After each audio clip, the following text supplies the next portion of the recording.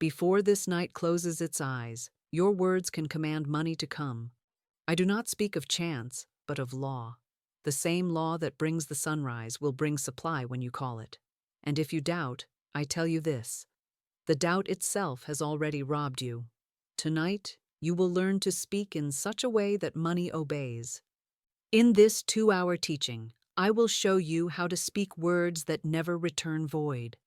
I will unfold why most prayers are weak, why fear ruins the harvest, and why the simplest sentence can bring more money than years of toil. You will hear stories of people who received thousands when they had only dollars. You will learn affirmations of prosperity that open channels you never imagined. And before we end, I will place in your hands a treasury of words to speak each night, words that draw money, opportunities, and freedom to you in ways that are always safe, perfect, and right. Do not turn away, for what you hear tonight may change the condition of your purse and the condition of your soul. Now, here's something most people completely miss. They believe money is only the result of effort, of sweat, of calculation, of trading time for wages. But I tell you, money, and every form of good, is first the result of words. Every word you speak is a seed cast into the soil of the subconscious, and as surely as acorns bring oaks and wheat brings wheat, so every word brings its own kind of harvest. Think of it. You open your mouth and speak carelessly. I can never get ahead. Money always slips through my hands. Nothing ever works out for me.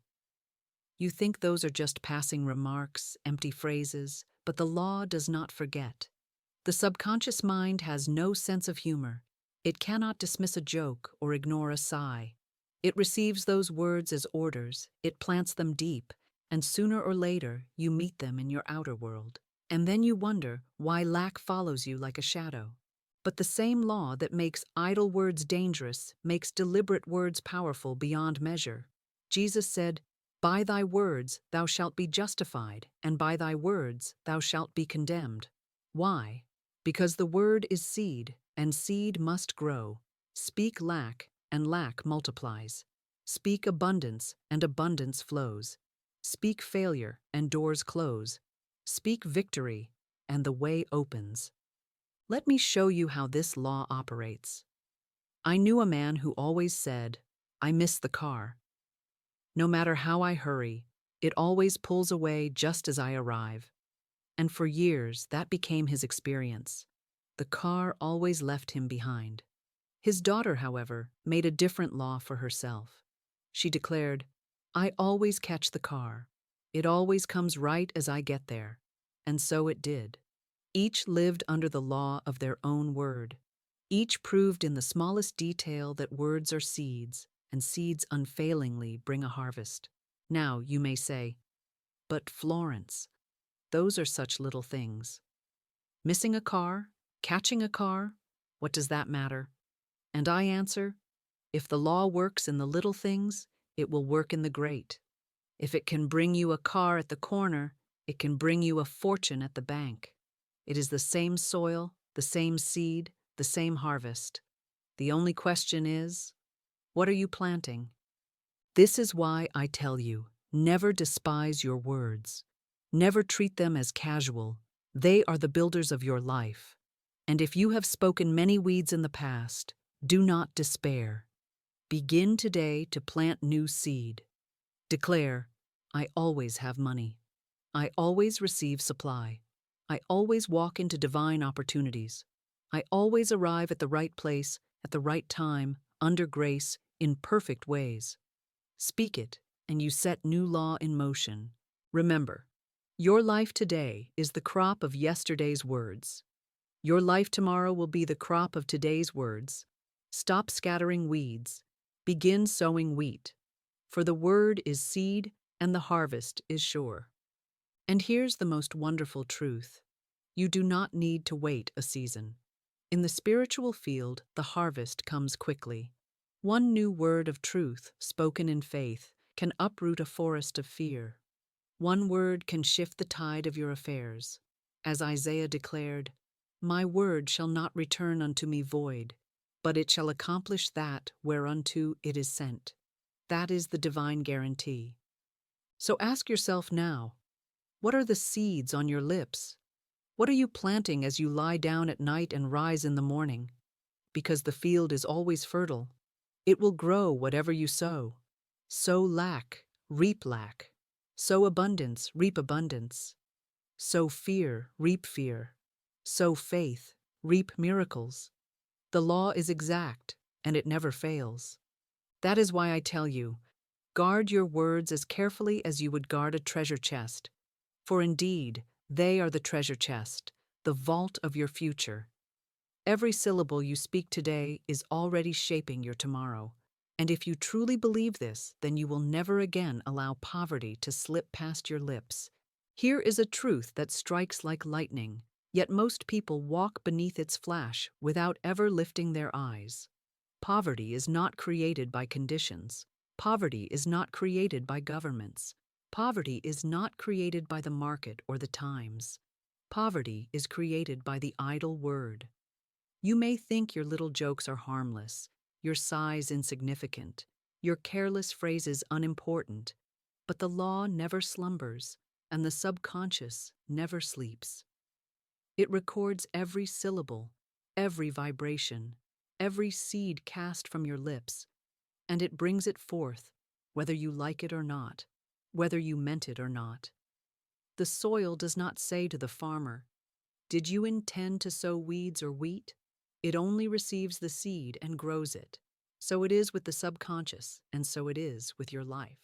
I knew a woman once who often exclaimed, when wearied by the responsibility of her home, "Oh, I'm sick and tired of this house. I wish I lived in a trunk." She said it over and over until it became her familiar phrase. She thought she was joking, thought she was lightening her burden with humor. But the subconscious has no sense of humor. It does not know a jest from a command. It only knows to obey, and so it obeyed. Years later, her fortune turned, her possessions were scattered, her home was gone, and she found herself living in one room with her belongings packed away in a trunk. She had spoken herself into a trunk, word by word, phrase by phrase, seed by seed. Do you see how dangerous the idle word can be? How it undermines, how it corrodes, how it silently plants a crop of thorns in the unseen? And yet, men and women go on speaking death into their own affairs. This job will be the death of me. Money doesn't grow on trees. With my luck, it will all fall apart. I can't afford this. I can't afford that. And as faithfully as spring follows winter, the harvest appears. It looks like chance. It looks like misfortune. It looks like bad luck. But it is only the invisible record of words now printed in the visible. I tell you plainly, never make a joke of poverty, never jest with illness, never play with lack. For the subconscious takes you at your word. It does not stop to argue. It does not laugh. It does not wink. It is the faithful servant, and it executes what is impressed upon it. That is why so many live in conditions they never truly desired, but which they idly commanded. And if you have done this, if you have spoken carelessly, do not despair, for the same tongue that planted weeds can plant wheat. The same lips that commanded lack can command abundance. The same voice that condemned can now justify. How then do you turn the tide? You break the old records. You smash the old grooves. You lift up your voice and declare, "Every untrue word I have spoken returns to its native nothingness. Every idle seed I cast is uprooted, burned, and dissolved. I now make new and perfect records. I now plant words of wealth, words of health, words of love, words of freedom, and these shall grow quickly, under grace, in perfect ways." Do you see the power in that? You are not bound to yesterday's harvest. You can till the ground afresh. You can clear the field. You can speak a new crop into being. I remember another woman, one who possessed great wealth, who constantly joked that she was getting ready for the poorhouse. She laughed. She smiled. She thought it clever. But the law was listening. The subconscious was recording. And not many years later, she was indeed destitute, living in lack. Her abundance dissolved, her plenty vanished, because she had prepared for the poorhouse with her own tongue. How many people today are walking into the very poorhouse they mocked yesterday, never knowing they built its walls with their own words? Now you may be thinking, but Florence, I've already spoken such things. I've already made such careless remarks. Is it too late for me?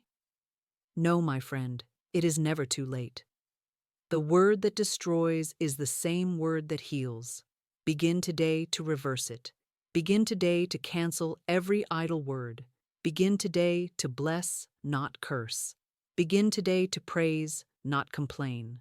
Begin today to declare abundance, not lack. You will see how swiftly the weeds wither when the new seeds are sown with conviction and faith. So I say again, words are never idle. Words are never casual. Words are never harmless.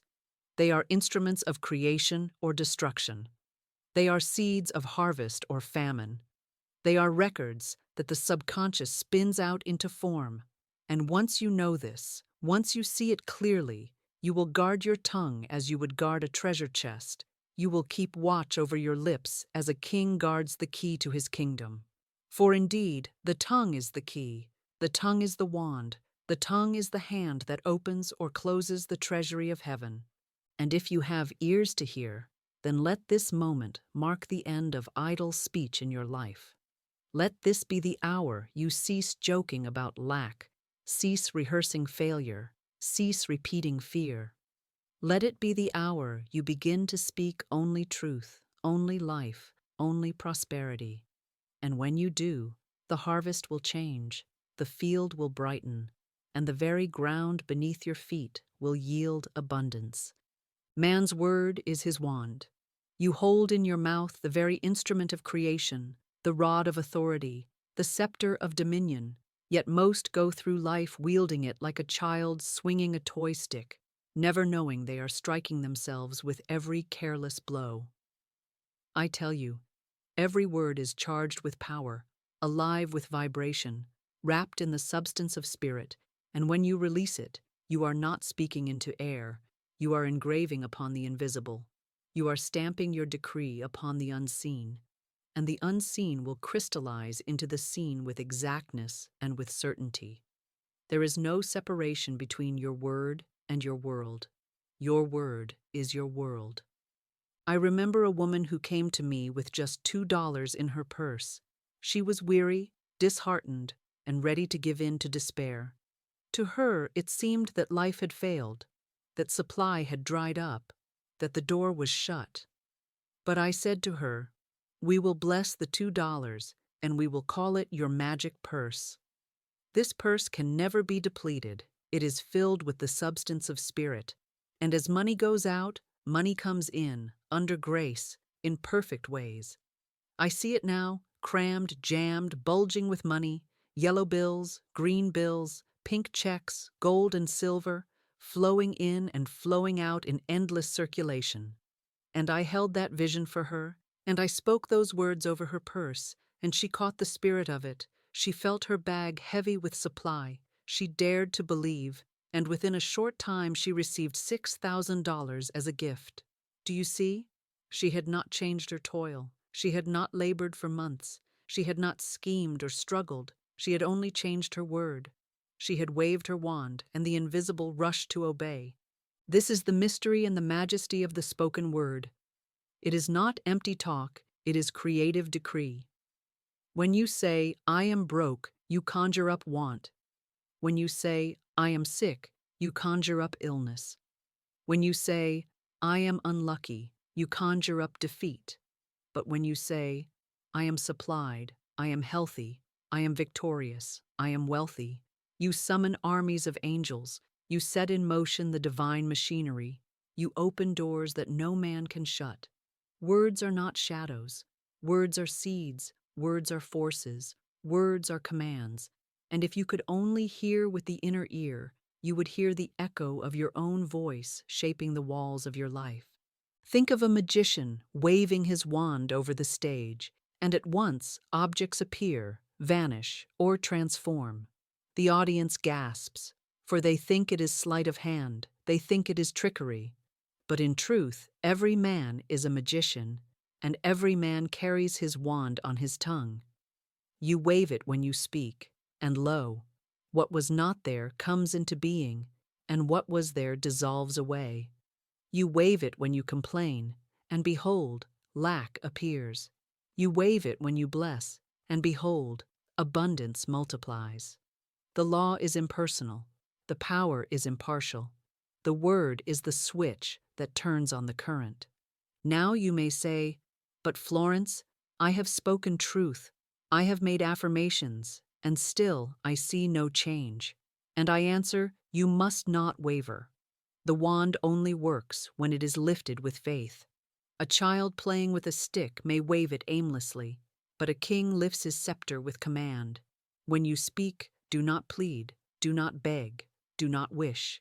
Command. Declare, announce. Say with authority, "Infinite Spirit, open the way for my immediate supply. Great avalanches of abundance flow to me now, under grace, in perfect ways." Say it until it takes hold of you. Say it until you feel it pulse in your veins. Say it until the subconscious accepts it as law, and then stand still and see the salvation of the Lord. And here is something even greater. When you make your word a wand, you do not need to strain or struggle to visualize every detail. The divine designer holds the pattern. You need only to speak the word of truth and leave the form to infinite intelligence. The philosopher leaves the cut of his coat to the tailor. So must you leave the pattern of your supply to God. You speak your abundance, you declare your wealth, and the ways and means will come of themselves. The channels will open, the doors will swing wide, the opportunities will appear. Your part is the word, God's part is the way. So I say to you now, lay down the idle chatter, put away the careless phrases, and take up your wand. Make your speech your magic. When you reach into your wallet, declare, "This is the purse of spirit, forever filled, forever replenished. Money goes out and money rushes back in, under grace, in perfect ways." When you stand before a closed door, declare, "Behold, I set before me the open door of destiny, and no man shall shut it." When you are tempted to doubt, declare, "My word is my wand, and what I speak in faith must come to pass." Do not wait for proof to speak. Speak, and proof will follow.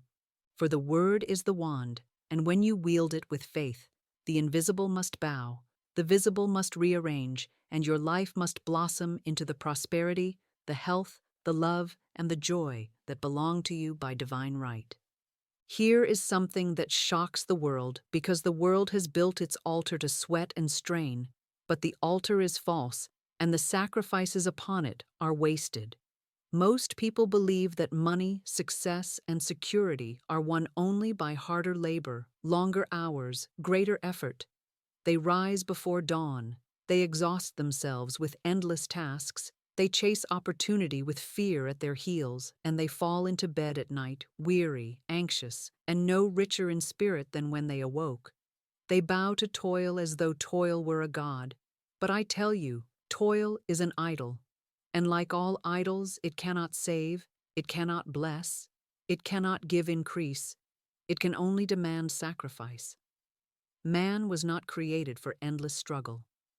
Man was created to walk in dominion, to speak the word and watch the law of supply fulfill it. Think of it. If money came only by toil, then the hardest workers of the world would be the richest. Yet look around you. Are they? The miner who breaks his body in the dark, the laborer who sweats beneath the sun, the mother who wears herself thin with endless tasks. Where is their overflowing supply? They toil, and still they lack. And at the same time, there are those who work with joy, those who move in ease, those who speak the word and watch channels open in ways that toil alone could never create. What is the difference? It is the difference between laboring in the carnal law and commanding in the spiritual law. Jesus said, "Ask, and it shall be given you. Seek, and ye shall find. Knock, and it shall be opened unto you. He did not say, Sweat, and it shall be given you. He did not say, Worry, and it shall be given you. He said, Ask, and ask with faith. When you live by toil alone, you set up a law of exhaustion. You say, It all depends on me, on my strength, on my cleverness, on my ability to wrestle life into giving me a crumb. And so your supply shrinks to the measure of your own little strength. But when you live by the spoken word, you shift the burden onto infinite intelligence. You say, God is my supply. The Lord is my shepherd. I shall not want, and the law rushes to obey. Doors swing open that no effort could have pried loose. Opportunities appear that no amount of pushing and striving could have created. The channel is not in your sweat. The channel is in your word. I once saw a man who came to me desperate, working day and night, yet sinking deeper in debt. He said, If I can just work harder, perhaps I can turn the tide. But the tide did not turn, for he was rowing against the current of truth. I told him plainly, Stop trying to do with your muscles what must be done with your mouth. Speak the word, declare your supply, act as though God has already provided, and rest in faith. It is not more work you need, it is more word. He obeyed, reluctantly at first, for the world had taught him to trust only in labor. But he began to speak, God is my unfailing supply. I am an irresistible magnet for all that belongs to me by divine right. And within weeks, channels opened, money came through unexpected avenues, and debts that had weighed him like stones melted away. The difference was not in the effort, but in the law he invoked. Now hear me. I do not condemn work. Work with joy, work with inspiration, work as an outlet for your gifts, and it will prosper you. But never believe that toil alone, work alone, strain alone can be your savior.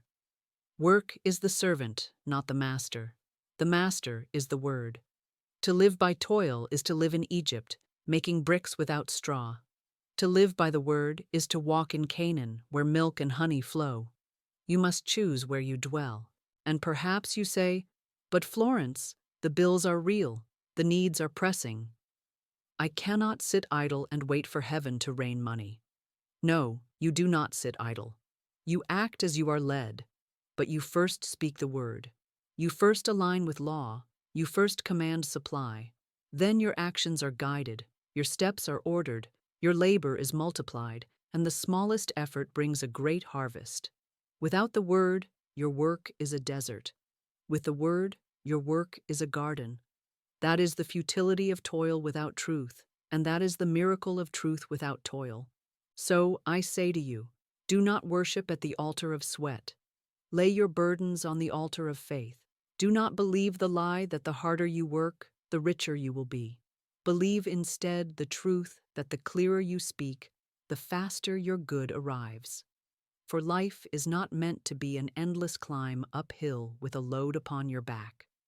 Life is meant to be the unfolding of divine design, where doors open at a word, where rivers part at a command, where manna falls from heaven at your decree. And the one who knows this law will prosper more with a whisper of faith than another will with years of toil. Now I must show you the shadow twin of faith, for unless you see its disguise, you will not know how many times you have bowed before it. That shadow is fear, and hear me. Fear is not nothing. Fear is not absence. Fear is not an empty void. Fear is inverted faith. It is the same creative power of belief, but turned upside down, planted in the soil of evil instead of good, watered with dread instead of expectation, and it brings forth its own harvest just as faithfully as faith brings forth abundance. Fear is faith in the wrong outcome. Fear is belief in lack instead of supply. Fear is confidence in failure instead of victory. And the law does not discriminate. It will grow whatever seed you plant, whether you call it faith or whether you call it fear. I once knew a man who begged me to speak the word for him that his debt might be cleared. I spoke it gladly and told him to see himself free, to imagine the debt paid, to hold to that vision, and act as though the supply was already at hand. But instead of walking in faith, he spent his days rehearsing what he would say to his creditor when he failed to pay, planning the excuses he would make, imagining the arguments he would face. He was preparing for failure even as he asked for success. He was exercising fear instead of faith. And the result was as sure as if he had asked me to curse him. For the subconscious does not say, "Oh, this is only worry, it does not count." No, it receives the picture, it takes it as an order, and it brings it forth in form. How many people today are living in the harvest of their own inverted faith? They fear sickness, and the sickness comes. They fear loss, and loss comes. They fear rejection, and rejection comes. They fear poverty, and poverty comes. And then they cry out, "Why did this happen to me? Why has God forsaken me?" But God has not forsaken them. They have forsaken the law of truth and bent the same creative power into the service of their own destruction. Faith and fear are the same stream. One flows toward the light, the other toward the darkness. You choose the direction, but the current always obeys. That is why Jesus said, "Why are ye fearful, O ye of little faith?" He did not say they had no faith at all. He said their faith was little, weak, bent toward fear instead of truth. Fear is simply faith in evil. Fear is misplaced confidence. Fear is imagination turned against itself. And until you see fear for what it is, you will continue to allow it to occupy your heart as though it were natural, as though it were human, as though it were harmless. But fear is not harmless. Fear is the great enemy of supply. Fear is the thief that climbs in at the window while you sleep. Fear is the poison that turns every good seed into a bitter fruit. So what is the remedy? The remedy is substitution. Whenever fear rises, do not argue with it, do not wrestle with it, do not analyze it. Speak truth in its place. Substitute faith for fear, word for worry, affirmation for dread. If fear says, "You will not be able to pay this bill," you answer at once, "God is my unfailing supply. This bill is paid in full, under grace, in perfect ways." If fear says, "This sickness will destroy you," you answer, "Divine life now floods my body, and every cell is radiant with health." If fear says, "Your efforts will fail," you answer, "I am victorious through Christ.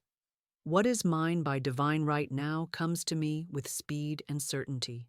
Speak the word, and fear will dissolve like mist in the sun. And let me give you this revelation. Fear always comes before a demonstration. It is the army of the aliens that rises up before the dawn, the testing of the old beliefs that clamor before the new birth. That is why it is often darkest before the dawn, why tormenting thoughts rise up just before a breakthrough. Do not be deceived. Do not turn back. Do not think the fear is a sign of failure. It is a sign that the old patterns are being uprooted. Rejoice in it. Declare your faith even more strongly. Stand your ground and say, "Though an host should encamp against me, my heart shall not fear." And you will see the dawn break, and your good will come rushing in like a flood. So I charge you now, stop giving your faith to evil. Stop watering weeds. Stop rehearsing disaster. Stop letting your imagination become a workshop for the enemy. Take your faith back. Plant it in truth. Place it in the soil of abundance. Water it with praise. Shine upon it with gratitude. And watch how quickly the harvest changes. For fear and faith are the same power. One enslaves you, the other frees you. One builds your prison, the other opens your door. Choose this day which you will serve, for the law will obey either master. Now here is something that will save you years of wandering in circles if you have ears to hear. The supply you seek will not always come through the channels you imagine, nor will it arrive by the schemes you contrive. The divine mind is infinite, and its ways are past finding out by mere reasoning. The channel of your abundance is not your employer, not your business, not your client, not your friend, not even the work of your own two hands. Those are only instruments. The true channel is intuition, the still, small voice within that whispers, directs, and leads you in ways that logic would scorn, but that always prove perfect. Most people block their own supply by insisting that it must come in the way they have pictured, through the person they have chosen, by the plan they have devised. They limit the infinite by their finite imagination, and then they cry out that heaven has forgotten them. But heaven has not forgotten. They have simply shut their ears to the voice that guides. I knew a woman who came to me in great distress. She possessed just $8, and to her eyes it was not enough even to cover her next need. She was worn out, discouraged, and reasoning told her that the only sensible thing was to stay where she was and find work as best she could.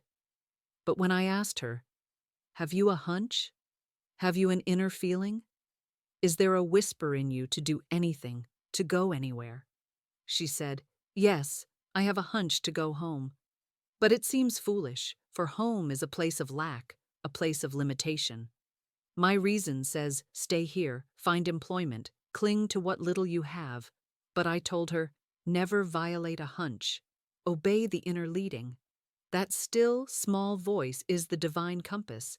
If spirit says go, then go. It knows the way of your supply. She obeyed. She took her last coins and went home. And there, through a chain of events that no man could have planned, she met an old friend of her family, and through that friend she received thousands of dollars in the most miraculous manner. She often said to me afterward, "Tell them about the woman who came with $8 and a hunch." For her testimony is a law in action. The channel of supply is intuition. Do you see now? Reason is a poor guide in the land of spirit. Reason sees only the facts of sense, only the shadows on the wall, only the present appearances. It says, "You cannot do that. You cannot afford this. You cannot go there. You must cling. You must hoard. You must strive." But intuition is the voice of the infinite within. It speaks from the fourth dimension, the realm of perfect ideas, where your supply is already prepared, where your path is already clear, where your prosperity is already complete. Intuition sees the bridge where reason sees the gap. Intuition sees the door where reason sees the wall. Intuition sees the harvest where reason sees only bare ground. And if you will listen, if you will obey, it will lead you to abundance by ways you never imagined. How often men and women betray their good because they dismiss their intuition. They feel an inner nudge to call a certain friend, to visit a certain place, to take a certain step, but they shrug it off as fancy, as foolishness, as too risky. They silence the whisper and follow the clamor of reason, and then they wonder why doors stay shut.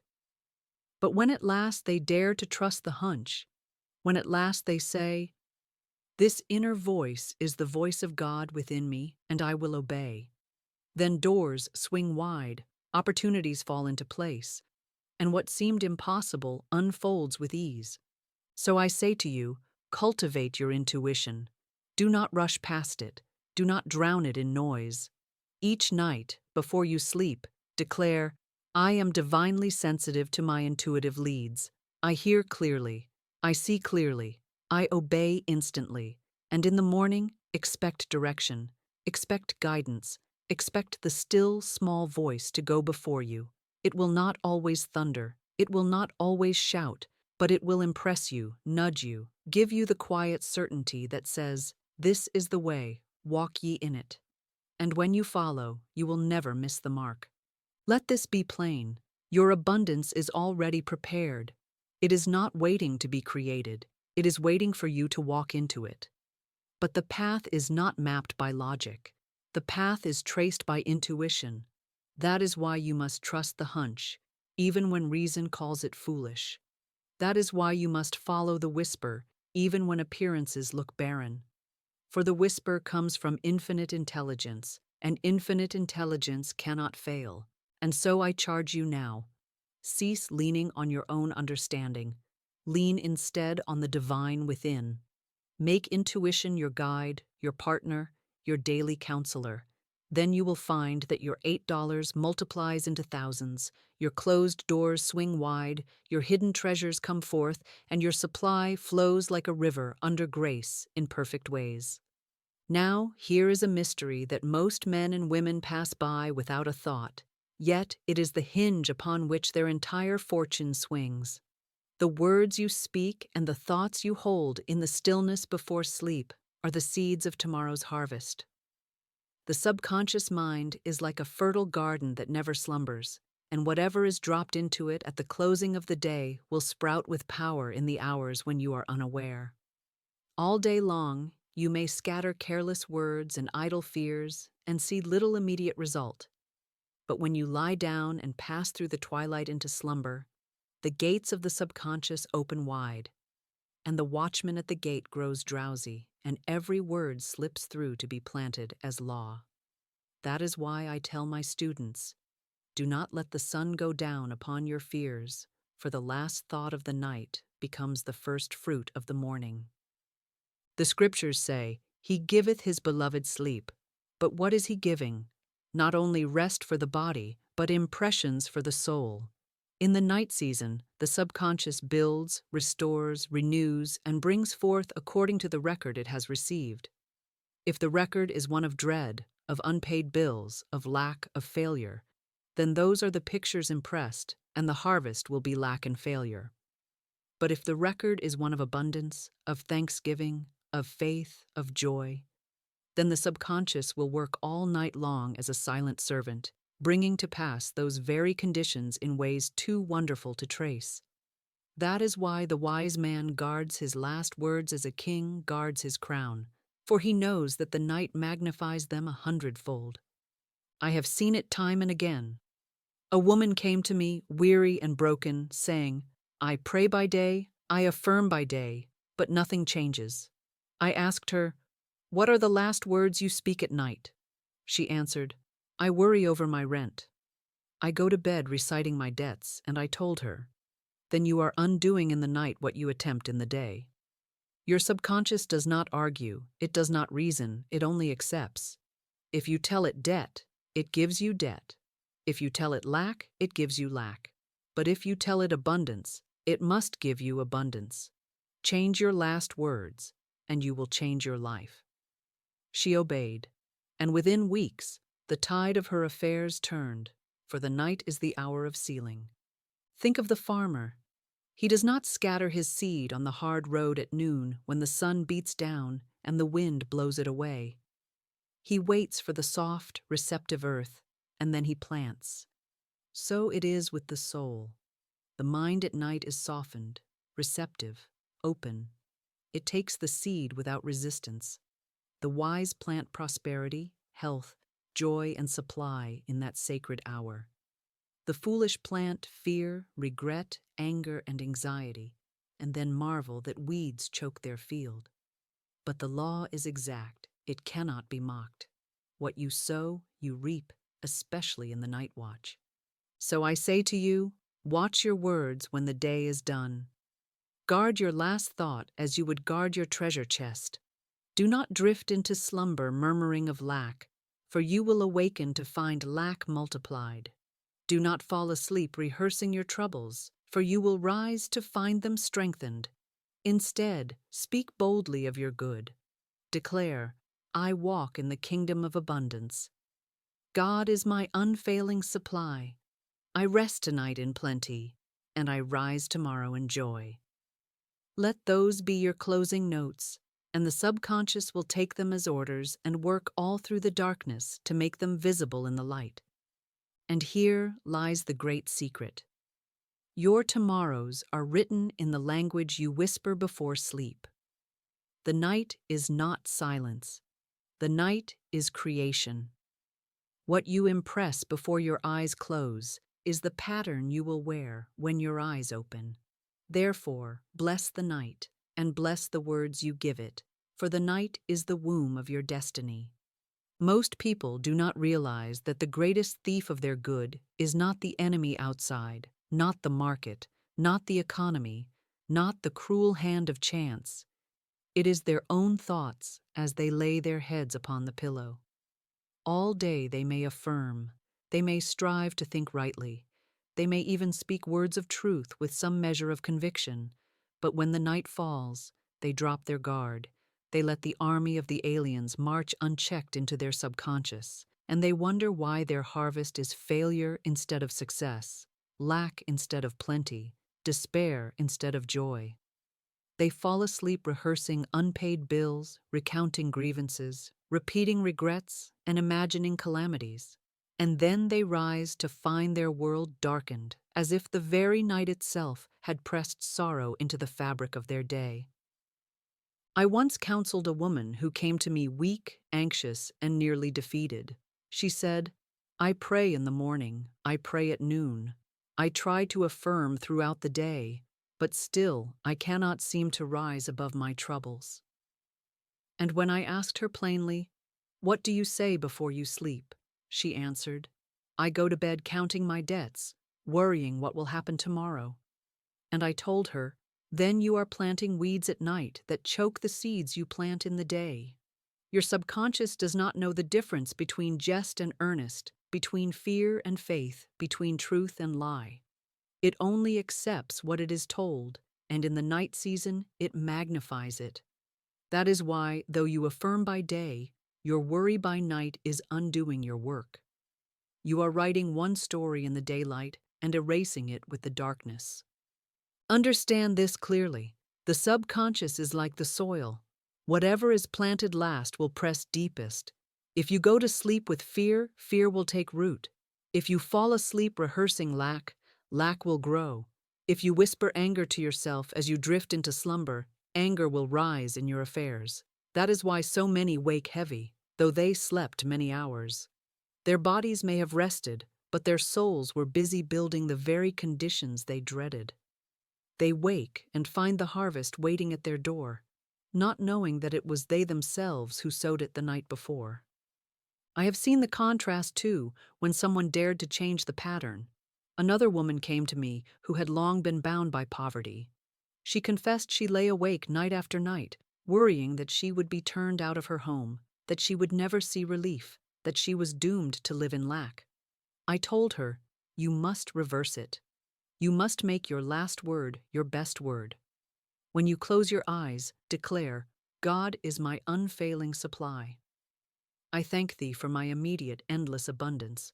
I sleep tonight in plenty, and I rise tomorrow in joy.' Say it and mean it, and let that be the final seed."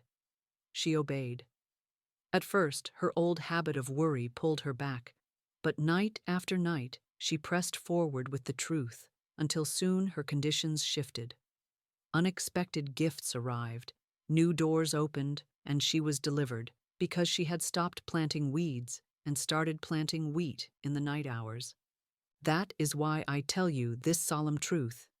Never carry your burdens into sleep. Cast them on the Christ within before you close your eyes. Say aloud, "I cast this burden upon the Christ within, and I go free." Then refuse to take it back. For if you carry your fears into the night, you will carry their fruits into the morning. But if you carry faith into the night, you will rise with miracles in your hand. So guard your last thoughts. Guard them more carefully than you guard your money, for money may be spent and regained. But a seed planted in the subconscious multiplies beyond measure. Stop rehearsing your troubles as though they were prayers. Stop counting your debts as though they were beads of a rosary. Stop going to bed with the sound of lack ringing in your ears. Instead, fill your mind with abundance, your heart with thanksgiving, and your lips with praise, and let those be the last notes you play before sleep.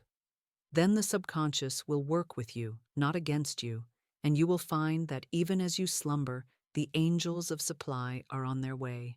Now that you see why the night is sacred, and why careless thoughts before sleep are dangerous, let me tell you the glory of turning that same hour into the richest soil for your harvest.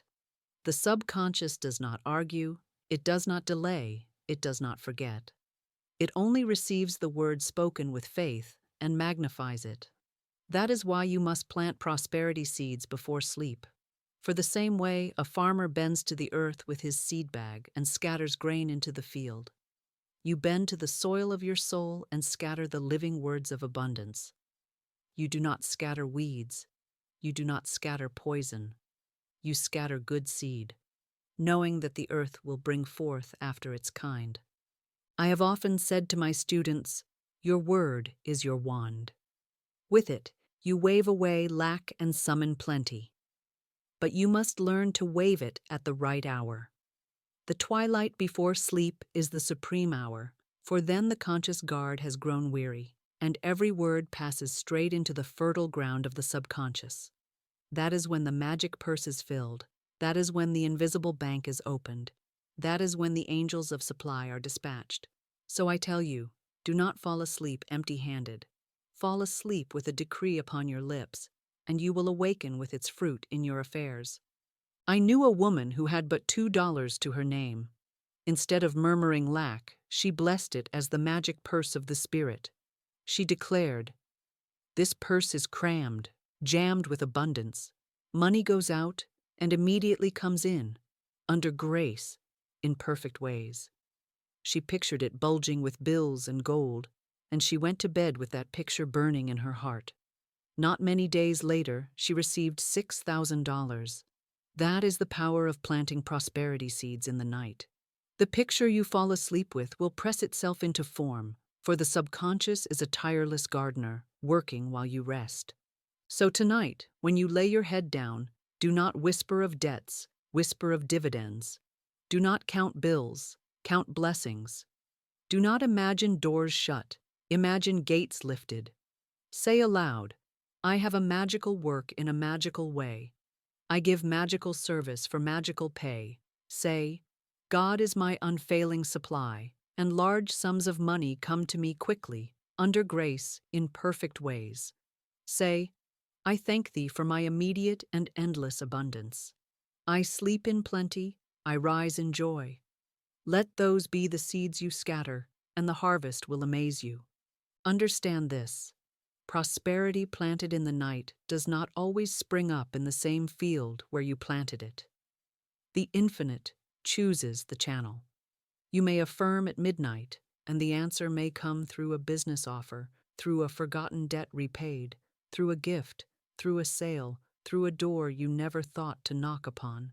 But come it must, for the law never sleeps, and the seed never dies.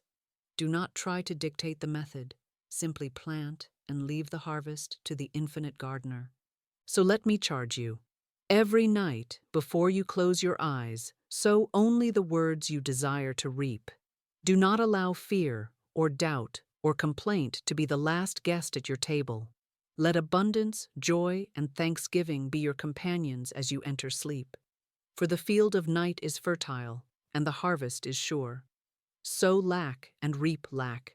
Sow plenty and reap plenty. Sow with fear, and you will rise with dread. Sow with faith, and you will rise with miracles in your hand. There are moments when the shadow presses so close, when the summons of the world appears so final, that men and women tremble and say, "It is too late. There is no way I am undone." Yet I declare to you that with God there is no lateness, no failure, no impossibility, for the Spirit is never too late, and supply is always present in the invisible, awaiting the call of faith. I recall a woman who came to me in deep despair, her face pale, her hands trembling, for she was to be sued within days for $3,000. She had no idea from where it might come, no family to call upon, no friends of wealth to rescue her, no plan, no provision. She stood at the edge of disaster, yet I told her calmly, God is your supply, and there is always a supply for every demand. If you will hold in faith, if you will act rich even in the face of lack, if you will speak the word and refuse to prepare for failure, the Spirit will bring you deliverance. We spoke the word together. We gave thanks in advance. We affirmed with boldness. Infinite Spirit opens the way for the immediate supply. She is an irresistible magnet for all that belongs to her by divine right. She looked at me doubtfully, for appearances screamed otherwise. Yet I said to her, "Appearances are the lies of sense. Faith is the voice of truth. Go now and act as though you already possess the money. Do not economize in fear. Do not tremble as though beaten, but walk as one who is abundantly supplied." She obeyed. That very day we lunched together, and I said, "This is no time for bread and water. Order something fine. Act as if you are already supplied." She hesitated, then smiled faintly and followed my instruction. Faith must have action, or it is not faith at all. It is only words. The 15th, the dreaded day came, and still no money had appeared. She telephoned me in panic. "What shall I do?" "They will sue me today," I replied. "It is Saturday. They cannot sue you today." God is never too late. Rest in the certainty that Spirit is arranging it perfectly. The next morning she rang me again, her voice almost broken, begging me to stay with her, to keep her courage up. I refused, for I knew she must stand on the law for herself. I told her, "Spirit is never late. Hold fast." That evening, her call came once more, but this time with a trembling excitement. "My dear, a miracle has happened." My cousin, whom I had not seen for years, appeared suddenly at my door. I did not want to receive him, but my maid called him back. He visited for an hour, and just as he was leaving, he turned and said, "Oh, by the way, how are finances?"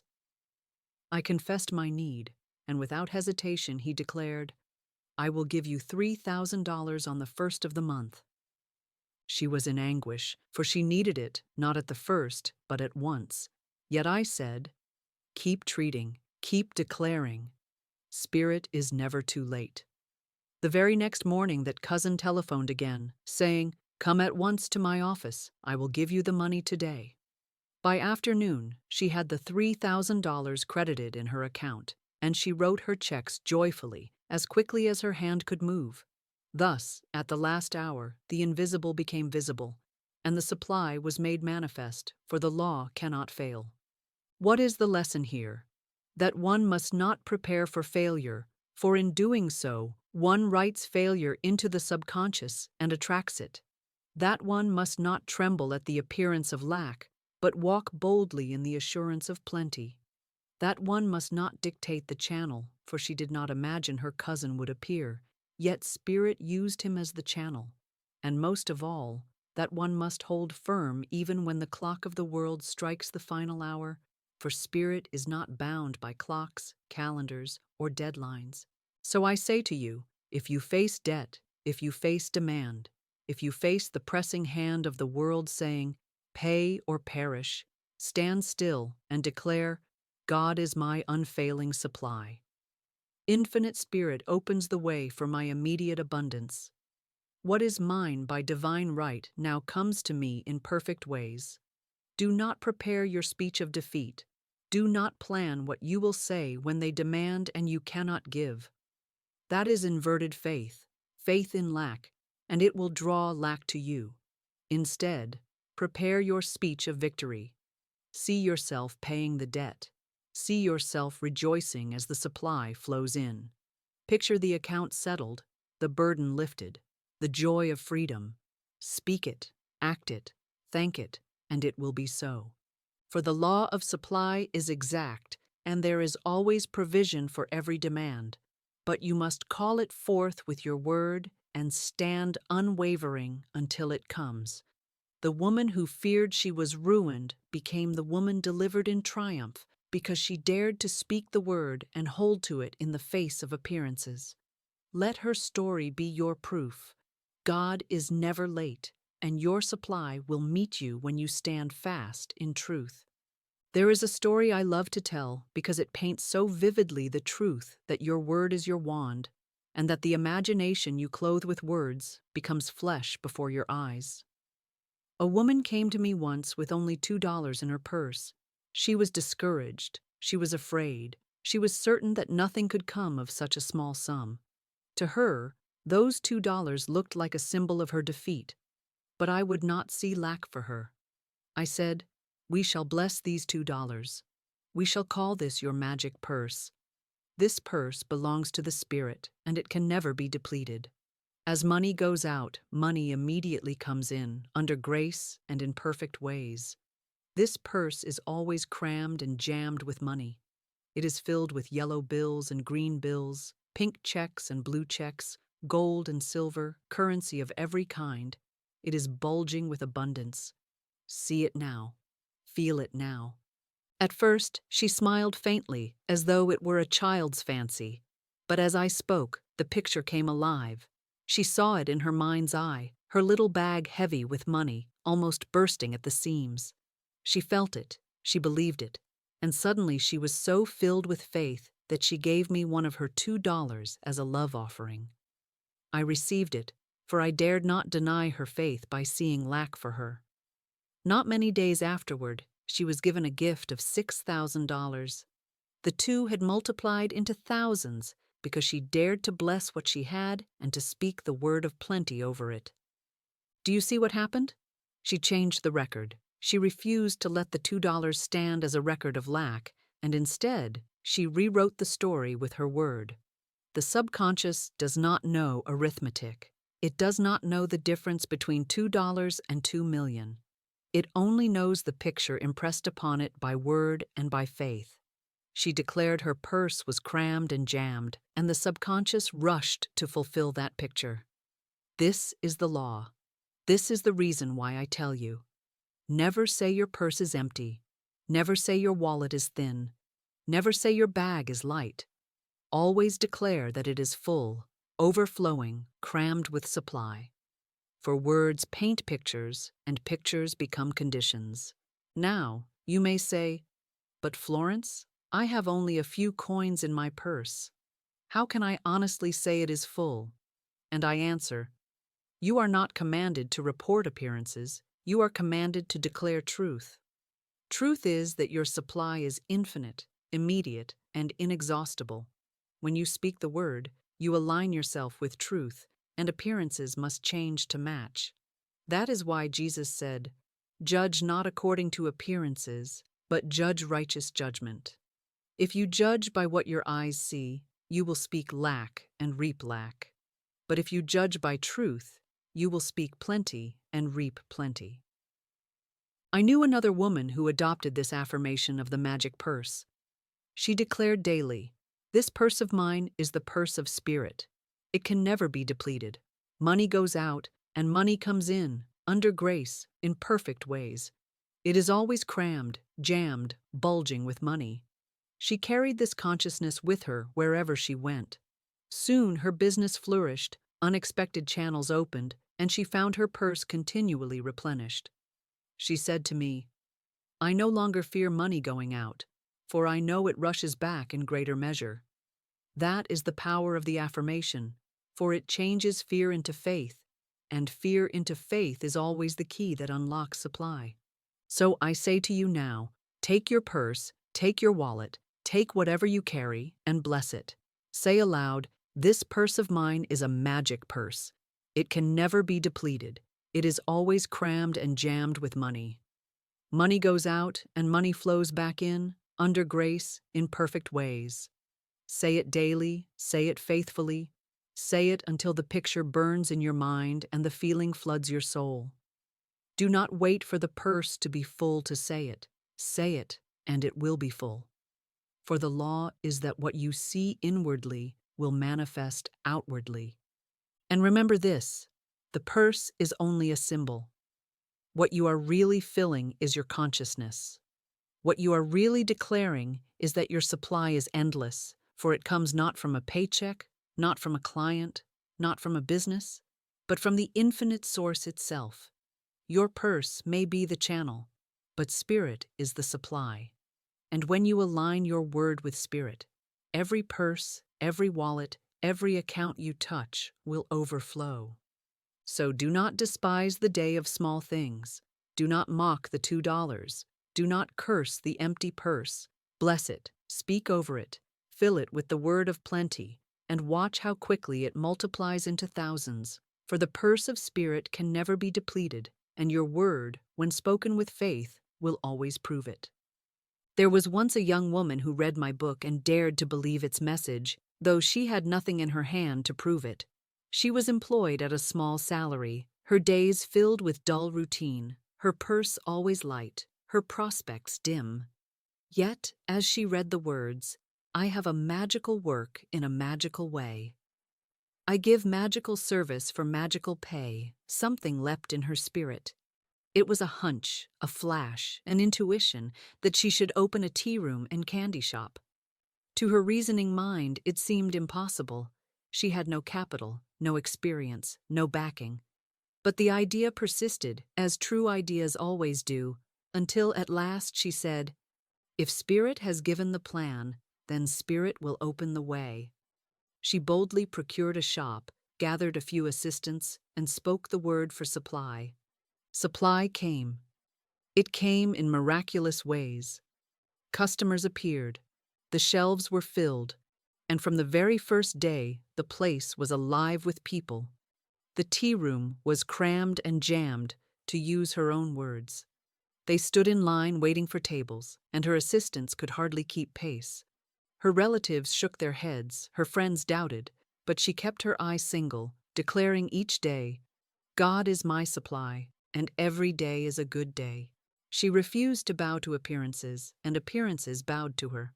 I remember one holiday when her helpers grew gloomy and said, "We cannot expect much business today. It is a holiday, people will stay at home." But she replied at once, "God is my supply, not man, and every day is a good day." That very afternoon, an old friend came into the shop and bought a 2-pound box of candy. He wrote a check, and when she opened it, it was for $100. $100 for a box of candy. That is what faith can do. That is what the spoken word can command. She proved that business is not dependent on seasons, nor on holidays, nor on men's moods, but on the law of spirit, which says, "Ask, and it shall be given you. Speak, and it shall be done unto you." Now I tell you this, her success was not in the tea, nor in the candy. It was in her word. Many have opened tea rooms and failed because they trusted only in location, in advertising, in cleverness. She succeeded because she trusted in God, because she spoke truth daily, because she held fearless faith in the face of doubt. That is why I tell you, your good does not come from the thing you do, but from the spirit behind it. The thing is but the channel. The word is the cause.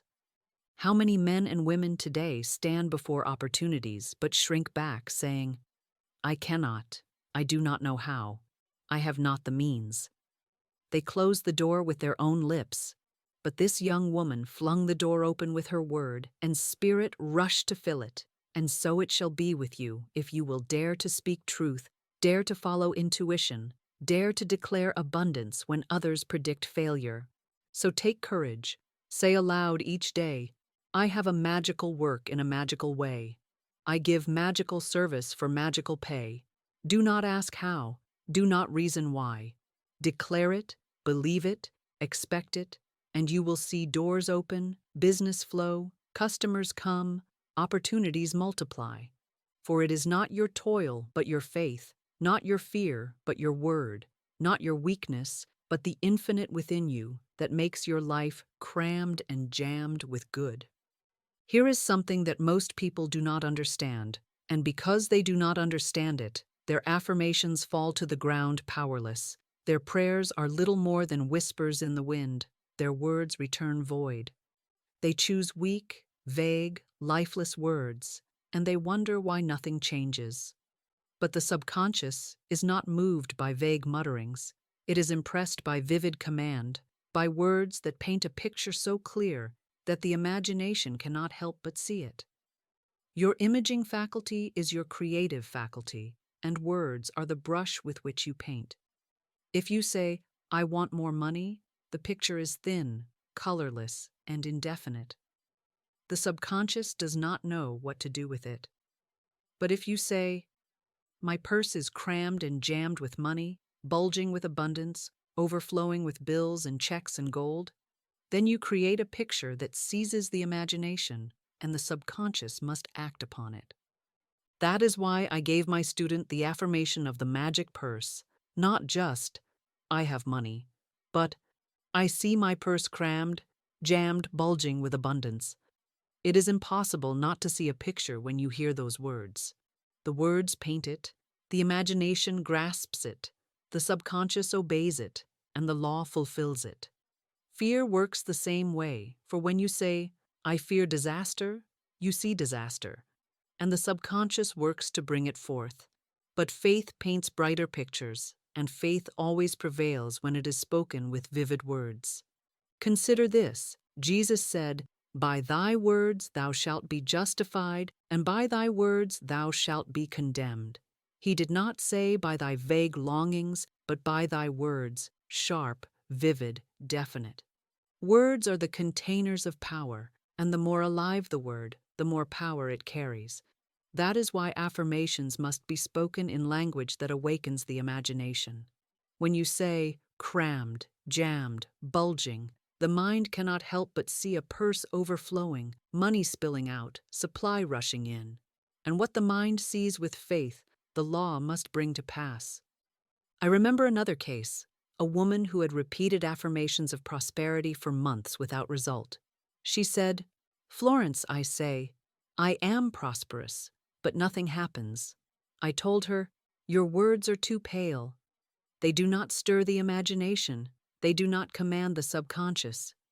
Begin to say, I give thanks that my purse is filled with abundance, overflowing, crammed and jammed with good. I see money pouring in from every direction, under grace, in perfect ways. She obeyed, and within a few weeks, money began to appear through channels she had never considered. She came back to me astonished, saying, Now I understand. It is not enough to whisper the word. I must speak it with color, with life, with vision. So I tell you, when you choose your affirmations, choose words that are alive, words that paint pictures, words that leave no room for doubt. Do not say, I hope for better. Say, I walk in abundance now. I see my life overflowing with every good thing. Do not say, I wish for health. Say, every cell of my body is radiant with divine life, vibrant with energy, glowing with health. Do not say, I want peace. Say, the peace of God floods my heart, fills my mind, and radiates through every part of my being. Speak it until you see it. Speak it until you feel it. Speak it until the picture is alive, and then the law will hasten to clothe it in form. Never be afraid to use extravagant words for good, for the infinite is extravagant in its giving. Look at the stars. Look at the sands of the sea. Look at the flowers of the field. God never measures out by thimble. He pours out by avalanche. So do not limit your affirmations with smallness. Speak largely, speak vividly, speak boldly, and your life will become the picture you paint. Now I must give you a safeguard, for words are powerful, and once spoken with faith, they will move swiftly to take form. But if you speak without wisdom, if you speak without guidance, you may draw to yourself what is not your divine portion, what is not your rightful inheritance, and what may in the end bring sorrow instead of joy. That is why I always teach my students to end every affirmation with these words, under grace in perfect ways. For grace is the great adjuster. Grace is the hand of God correcting, protecting, and perfecting. Grace is the law lifted into love. When you add those words, you put your affirmation in the hands of infinite intelligence, and you are spared from the mistakes of your own limited choosing. I remember a woman who desired deeply to marry a certain man. She came to me, pleading that I would speak the word for her. I told her plainly, I cannot make an affirmation to bring you this particular man, for he may not be your divine selection. But I can speak the word that the right man, the man who is yours by divine design, will come to you under grace, in perfect ways. She was disappointed, for her will was fixed on that one person. But after a time, she obeyed and began to speak. Infinite Spirit, Open the way for my right man to come to me, under grace and in perfect ways. Before long, a man came into her life, one far better suited, one who was her true mate, and she was unspeakably grateful that she had not forced her own choice upon the law. For had she fastened herself to the wrong one, her life would have been filled with misery. Grace saved her. This is why I tell you, do not dictate to God. Do not tell infinite intelligence how your good shall come, through whom, by what channel, in what manner. For your sight is narrow, but God's sight is infinite. You may think a particular door is the only one, but God has 1,000 doors hidden in the wall. You may think one man or woman is the source of your supply, but God has countless channels waiting in readiness. If you command without grace, you may indeed force open the door you have chosen, but it may slam shut upon your hand. If you declare with grace, then only that which belongs to you by divine right will come, and it will come without struggle, without sorrow, without stain. Think of it this way. The child may cry for a knife, but the mother, in her wisdom, gives him bread. If the mother obeyed the child's words without grace, she would give him the knife, and it would wound him. But in love, she gives him what is safe, what nourishes, what blesses. So it is with grace. You may cry for what is not yours. You may demand what would harm you. But when you add under grace in perfect ways, you give God the freedom to turn aside what is harmful and to pour out what is good. And when it will come without regret, without shadow, without sting. So never leave those words out. When you speak for money, say, "Large sums of money come to me quickly, under grace, in perfect ways." When you speak for success, say, "My perfect work now comes to me, under grace, in perfect ways." When you speak for love, say, "My right relationship now appears, under grace, in perfect ways." When you speak for health, say, "Divine life floods my body now, under grace, in perfect ways." For grace is the wall of fire around you, the sword that turns every curse into blessing, the shield that ensures that only what is rightfully yours can enter. Therefore, never fear to speak largely, never fear to speak boldly, never fear to declare abundance. Only be sure to place your word within the custody of grace. Then you may rest secure, knowing that no harm can come, no wrong door can open, no false gift can be received. You will walk in safety, you will receive your good unmarred, and you will rejoice that every word you spoke has been perfected by the hand of God. There is a law that few understand, though it is written plainly in the gospel and proven daily in the affairs of those who practice it. That law is the law of multiplication through gratitude and praise. You remember the story of Jesus with the loaves and fishes, how he took the little that was placed before him, a few loaves and a few small fish, not enough to feed the multitude, and instead of saying, "This is not sufficient, this is not enough, how shall we provide?" he lifted them up, gave thanks, and blessed them. And the record says that the loaves and fishes multiplied until thousands were fed, and fragments remained. He did not curse the smallness, he blessed the portion. He did not complain of the lack, he gave thanks for the abundance. In blessing, the little became much. In thanksgiving, the insufficient became more than sufficient. In praise, lack was transmuted into overflow. This is the law, and it never fails. Whatever you bless increases. Whatever you praise expands. Whatever you thank God for multiplies in your life. And the opposite is also true. Whatever you curse shrivels. Whatever you complain of decreases. Whatever you call not enough slips further away. That is why so many live in continual lack. They look at the purse and say, "It is too small." They look at the table and say, "It is meager." They look at the work and say, "It is not enough." And so they condemn their own portion, and the portion withers in their hand. But if they would dare, even with a handful, to lift it up and say, I bless this. I thank thee that it multiplies. I give praise for this evidence of supply, knowing that more is rushing to me now, under grace, in perfect ways. Then that little would become much, and that handful would turn into a harvest.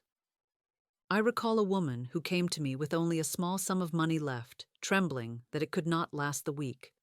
I told her, do not curse it by calling it small. Bless it. Lay your hand upon it and declare, I thank God for this evidence of supply, and I see it multiplying under grace. She obeyed, though it seemed foolish to her reason. She blessed the little sum, praised God for it, and treated it as though it were a fortune.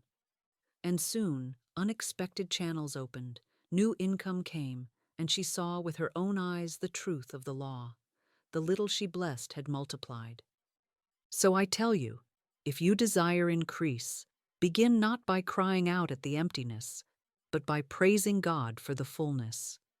Begin not by cursing the day of small things, but by thanking God that the seed is already in your hand. Say, I thank thee that my supply is endless and immediate. I praise thee that my purse is filled and refilled. I bless the money that passes through my hands, knowing it returns multiplied. I rejoice that my barns are full and my cup runs over. Let thanksgiving be your habit. Let praise be your atmosphere. Let blessing be on your lips continually, and you will live in increase. And remember this, gratitude is not a mere sentiment. It is a spiritual force. It is the very magnet that draws more of what you thank God for. When you say, I thank thee for my immediate supply, you are not merely being polite to heaven. You are swinging open the door for heaven's storehouse to pour itself into your affairs. Praise is not flattery. Praise is power. It lifts your vibration. It tunes your soul to the note of abundance. It aligns your consciousness with the river of supply, and once aligned, the river cannot help but flow. Therefore, do not wait until you see the multiplication to give thanks. Give thanks now, and the multiplication must follow. Do not wait until you feel rich to praise. Praise now, and riches will appear. Do not wait until you have the evidence in hand to bless. Bless now, and the evidence will rush to meet you. This is the law. This is the secret. This is the way by which the loaves and fishes multiply still today. So I say to you, lift up your little, bless it, praise it, thank God for it, and you will see it turn into much. For gratitude and praise are the great multipliers, and he who uses them walks always in abundance.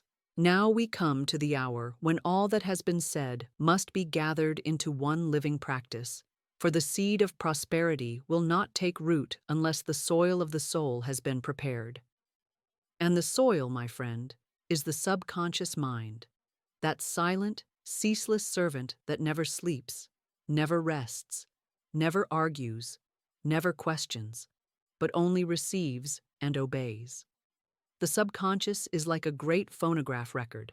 Whatever grooves you cut into it, it plays back again and again, until the song of your life is nothing more than the echo of what you have impressed upon it. If you have filled it with fear, it will give you fear. If you have filled it with lack, it will give you lack. If you have filled it with failure, it will give you failure.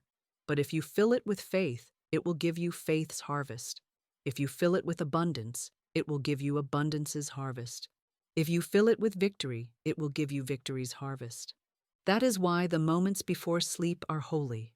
For then the watchman at the door of the mind grows drowsy. The gate swings open, and every word you speak falls straight into the fertile ground of the subconscious. All day long you may affirm and argue and declare, but at night the word slips in without resistance, without debate, without hindrance. And what slips in will be multiplied while you sleep. The subconscious works all night long like a tireless gardener, cultivating, watering, bringing to life the seed you have sown. Therefore, if you wish to change your outer world, you must first change your inner word, and the time to do it is at the threshold of slumber. But hear me clearly. You cannot pour clean water into a cup filled with poison and expect to drink health. You must first empty the poison. So it is with the subconscious. Before you can plant the word of prosperity, you must clear away the weeds of fear and debt and anxiety.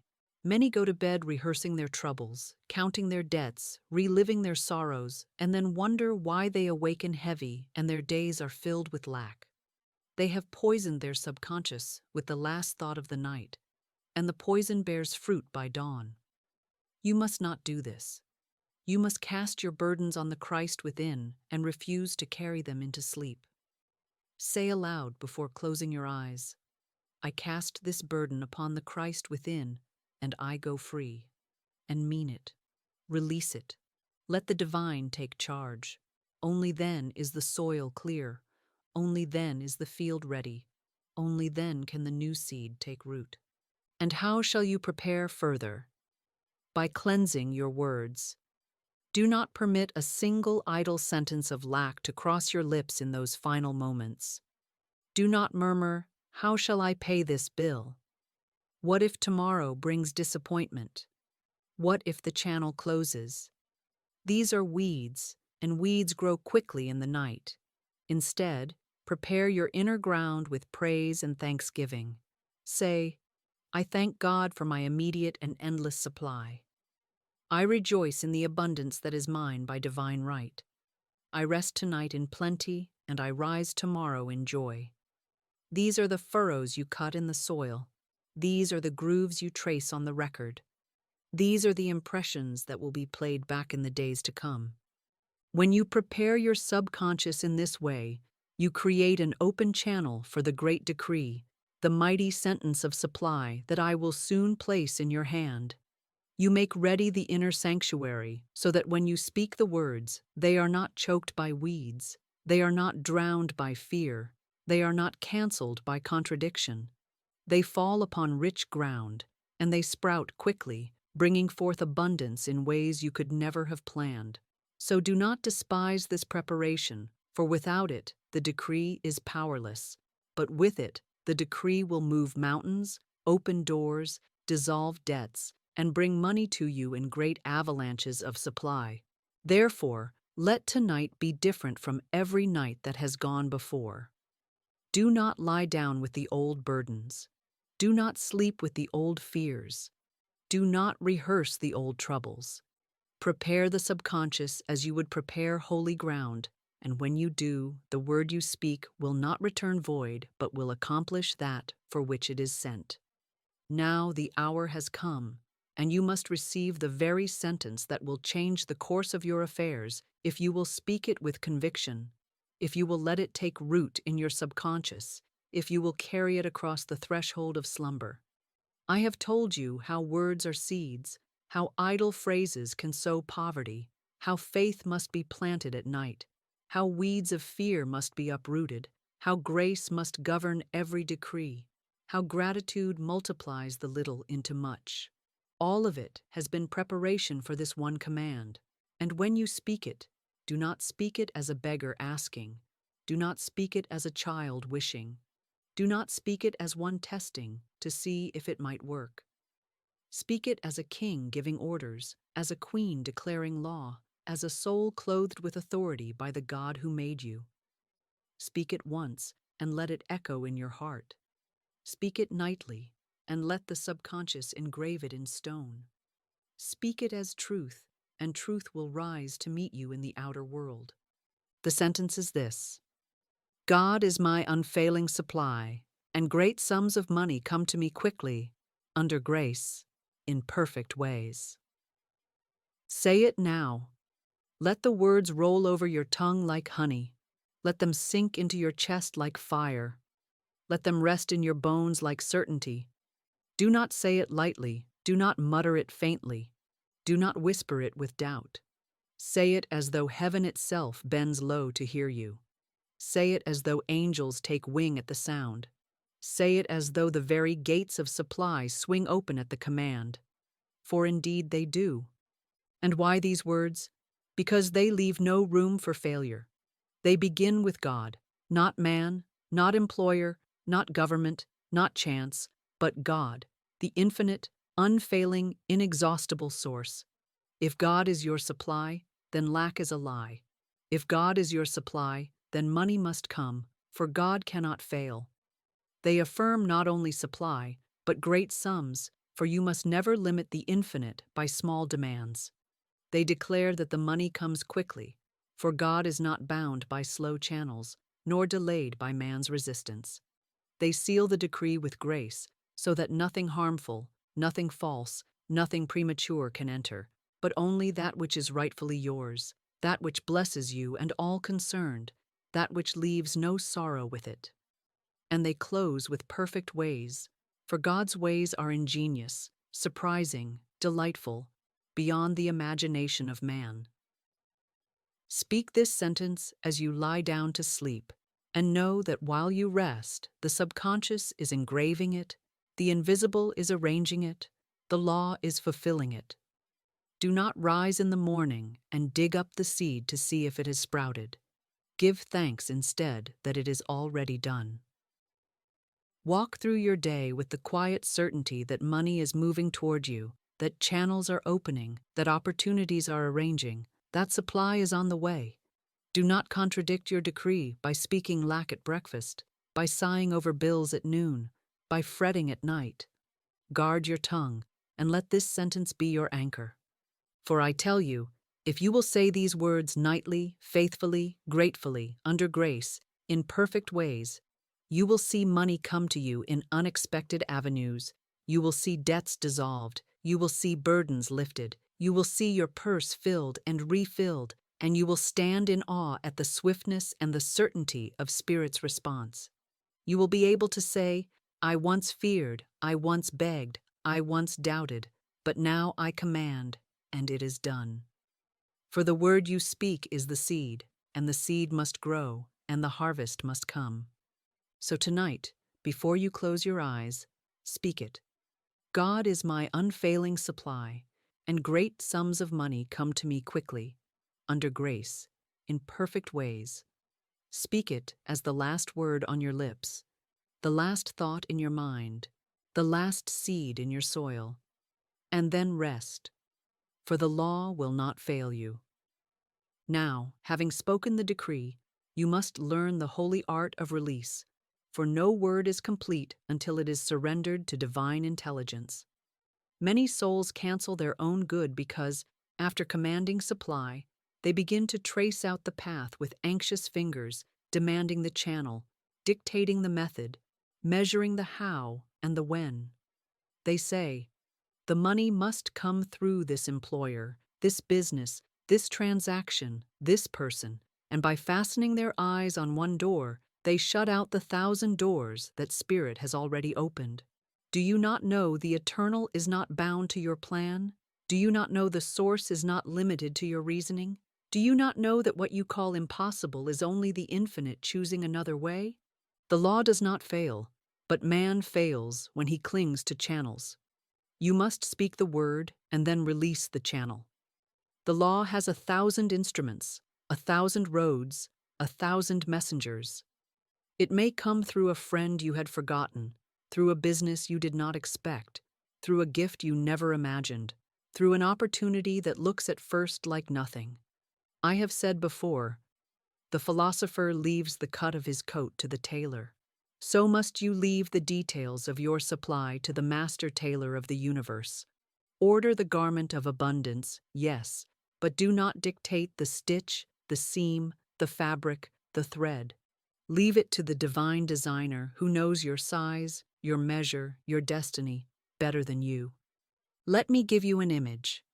Suppose you are ill and call a physician. Would you tell him the exact medicine, the dose, the treatment? If you knew these things, you would not need him. You call him because you trust his knowledge. Yet, when you call on infinite intelligence, you want to prescribe the method, dictate the medicine, choose the channel. That is folly.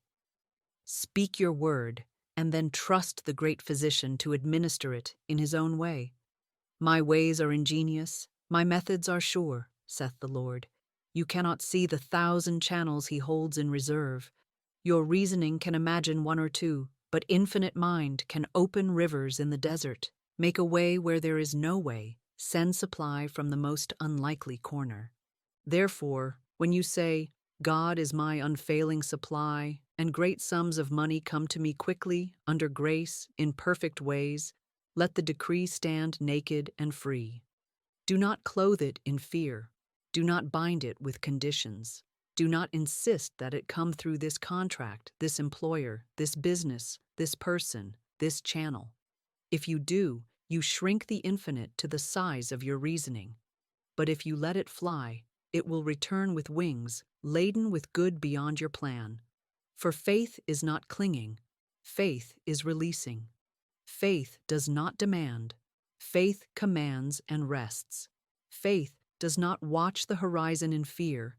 Faith knows the ship has already sailed and will dock in perfect time. So tonight, after you speak the sentence, close your eyes and say within, the way is prepared, the channel is chosen, the supply is secure. I rest in God's ingenious ways. I leave the cut of my coat to the tailor. I leave the plan to the planner. I leave the method to the law. My word is spoken, my harvest is sure, my abundance is here. Then sleep, and let infinite mind complete the work.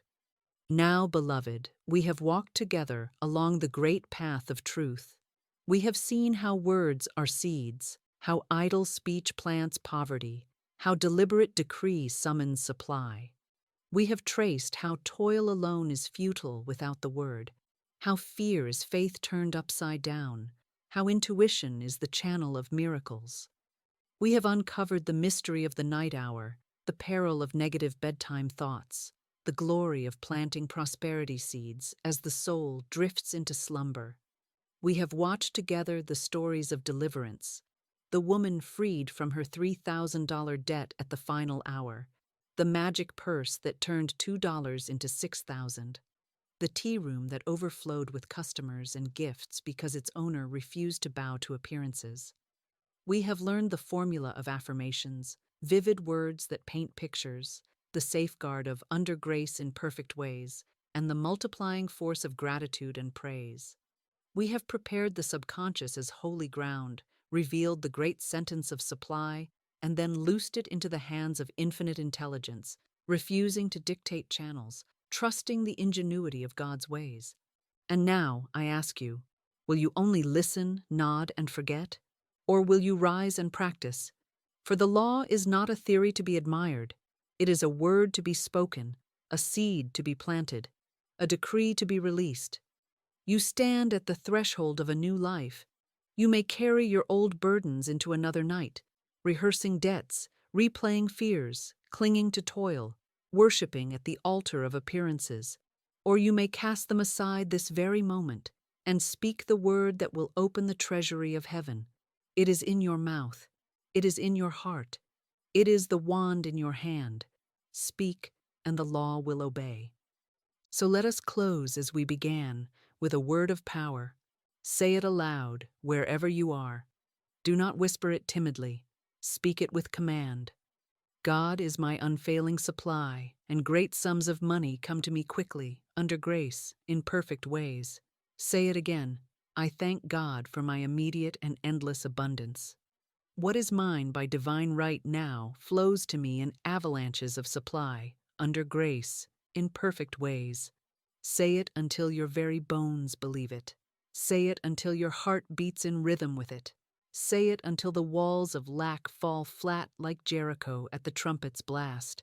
For words and thoughts are a form of radioactivity, and once you shout your truth, the walls must crumble and your promised land must appear. Do not despise the day of small things. Do not mock your little purse, your small account, your limited channel. Bless it, praise it, call it the purse of spirit, and watch it multiply. Do not dictate the way, for infinite intelligence has ways and weapons you know not of. Trust in the mysterious, ingenious, unfailing methods of the law. Act rich, speak rich, live rich, and you will be rich, for your outer world will always take the shape of your inner word. And when you lie down tonight, remember, your future is written by the sentence you speak before sleep. so speak boldly. Cast your burdens on the Christ within and go free. Sow seeds of plenty and rise to harvest. For the law of the word cannot fail, and the wealth of heaven is waiting to pour into your life. And now, if you are ready to go further, if you are ready to learn the next great decree that multiplies every dollar you touch, then do not stop here. Go now to my next teaching. This one sentence multiplies every dollar you touch. In it, you will learn how to place the law of increase upon everything in your hand, so that your money does not slip away but grows, multiplies, and overflows. The harvest of words has only begun. Click now and let the river of abundance carry you further.